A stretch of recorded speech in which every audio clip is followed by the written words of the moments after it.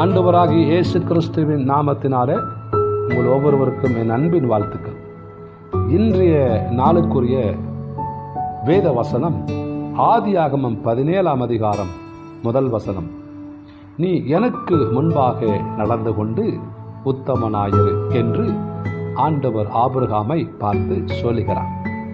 ஆபிரகாமை ஜாதிகளுக்கு தகப்பனாய் மாற்றுவதற்கு மிகவும் ஆவலோடு ஒரு கோரிக்கையை வைத்து ஆண்டவர் ஆபிரகாமோடு பேசுகிறார்.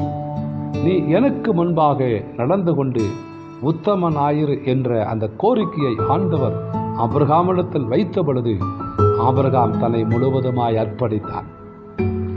தன்னை முழுவதுமாய் விசுவாசத்துக்குள் ஒப்பு கொடுத்தான். தன்னை முழுவதுமாய் ஆண்டவருக்கென்று கீழ்ப்படித்தான். அவன் நம்ம செய்த அந்த ஆபிரகாமினுடைய எல்லா முழு மனதை